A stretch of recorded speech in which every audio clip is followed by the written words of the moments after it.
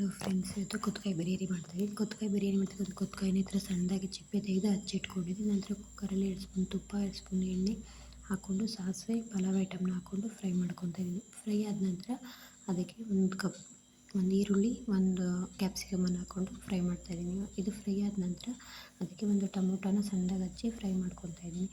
Fry ಮಾಡ್ಕೊಂಡು ಇದನ್ನು ಸ್ವಲ್ಪ ಫ್ರೈ ಆದಮೇಲೆ ಅದಕ್ಕೆ ನೆನೆಸಿ ಇಟ್ಕೊಂಡಿರೋಂಥ 1 ಕಪ್ ಬಟಾಣಿ ಮತ್ತು 1 ಕಪ್ ಹುರುಳಿಕಾಯಿನ ಕೂಡ ಸಣ್ಣದಾಗಿ ಹಚ್ಚಿಟ್ಬಿಟ್ಟು ಸೇರಿಸ್ಕೊತಾ ಇದ್ದೀನಿ. ಇದೆರಡೂ ಫ್ರೈ ಆದ ನಂತರ ನಾವು ಹಚ್ಚಿಟ್ಕೊಂಡಿದ್ದಂಥ ಕೊತ್ತಂಬರಿ ಪೀಸಸ್ನ ಅದರೊಳಗಡೆ ಹಾಕ್ಕೊಂಡು ಫ್ರೈ ಮಾಡ್ತಾಯಿದ್ದೀನಿ. ಇದನ್ನು ನೀರು ಹಾಕ್ತೆ ಹಂಗೆ ಎಣ್ಣೆಯಲ್ಲೇ ಒಂದು ಪ್ಲೇಟ್ ಮುಚ್ಚಿ 1-2 ನಿಮಿಷ ಫ್ರೈ ಮಾಡ್ಕೊಬೇಕು. ನಂತರ ಇದು ಫ್ರೈ ಆದ ನಂತರ ಅದಕ್ಕೆ 1 ಗ್ಲಾಸಷ್ಟು ನೀರನ್ನು ಹಾಕ್ಕೊಂಡು ಅದಕ್ಕೆ ಆ ಕೊತ್ತಂಬರಿಗೆ ಬೇಕಾಗೋಷ್ಟು ಉಪ್ಪನ್ನು ಮಾತ್ರ ಹಾಕ್ಕೊಂಡು 1 ವಿಷಲ್ ಹೊಡೆಸ್ಕೊಂಡು ನಂತರ ಇದಕ್ಕೆ ಮಸಾಲ ರೆಡಿ ಮಾಡ್ಕೊಳ್ಳೋಕ್ಕೆ ಚಕ್ಕೆ, ಲವಂಗ, ಬೆಳ್ಳುಳ್ಳಿ, ಶುಂಠಿ ಮತ್ತು 1 ಈರುಳ್ಳಿ ಹಾಕ್ಕೊಂಡು ಫ್ರೈ ಮಾಡ್ಕೊಂಡು ಅದಕ್ಕೆ ಖಾರಕ್ಕೆ ಬೇಕಾಗುವಷ್ಟು ಹಸಿಮೆಣಸಿನ್ಕಾಯಿನ ಯೂಸ್ ಮಾಡ್ತಾಯಿದ್ದೀನಿ.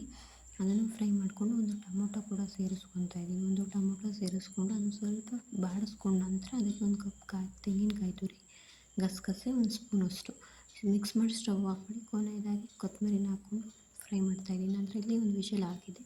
ನಾವು ಫ್ರೈ ಮಾಡಿದ್ದನ್ನು 2 ಸ್ಪೂನ್ ಧನಿಯಾ ಪುಡಿ, 1 ಚಿಟಿಕೆ ಗರಂ ಮಸಾಲ ಹಾಕ್ಕೊಂಡು ಪೇಸ್ಟ್ ಮಾಡಿಕೊಂಡು ನಾವು ಅದಕ್ಕೆ ಸೇರಿಸ್ಕೊಂಡು ಅದಕ್ಕೆ ಮಿಕ್ಸ್ ಮಾಡಿಕೊಂಡು 1 ನಿಂಬೆ ಹುಳನ್ನ ಹಿಂಡ್ತಾಯಿದ್ದೀನಿ. ಅದು ಮಳ್ಳಿದ ನಂತರ ಅದಕ್ಕೆ ಇವಾಗ ಬಿರಿಯಾನಿಗೆ ಬೇಕಾಗೋಷ್ಟು ನೀರನ್ನು ಹಾಕ್ಕೊಂಡು ಅದಕ್ಕೆ ಮತ್ತು ಉಪ್ಪು ಹಾಕಿರಲಿಲ್ಲ ನಾವಾಗಲೇ, ಹಾಗಾಗಿ ಸ್ವಲ್ಪ ರುಚಿಗೆ ತಕ್ಕಷ್ಟು ಉಪ್ಪನ್ನು ಕೂಡ ಹಾಕ್ಕೊಂಡು ಅಕ್ಕಿನ ಹಾಕ್ಕೊಂಡು ಚೆನ್ನಾಗಿ ಮಿಕ್ಸ್ ಮಾಡಿ 2 ವಿಷಲನ್ನು ಹೊಡಬೇಕು. 2 ವಿಷಲ್ ಆದ ನಂತರ ಈ ಥರ ರೆಡಿಯಾಗಿದ್ದರೆ ಚೆನ್ನಾಗಿ ಮಿಕ್ಸ್ ಮಾಡಿಕೊಂಡು ಪ್ಲೇಟನ್ನು ಮುಚ್ಚಿ ಅದ್ರ ಮೇಲೆ ವೆಯ್ಟ್ ಇಡಬೇಕು. 1-2 ನಿಮಿಷ ಇಡಬೇಕು ವೆಯ್ಟು. ನಂತರ ಅದನ್ನು ತೆಗೆದು ಚೆನ್ನಾಗಿ ಮಿಕ್ಸ್ ಮಾಡಿ ಮೊಸರು ಬಜ್ಜಿ ಜೊತೆ ಸರ್ವ್ ಮಾಡಿದ್ರೆ ರುಚಿಯಾದಂಥ ಕೊತ್ತಂಬರಿ ಬಿರಿಯಾನಿ ರೆಡಿಯಾಗುತ್ತೆ. ಟೇಸ್ಟ್ ತುಂಬಾ ಚೆನ್ನಾಗಿದೆ. ಒಂದು ಸಲ ಟ್ರೈ ಮಾಡಿ ನೋಡಿ.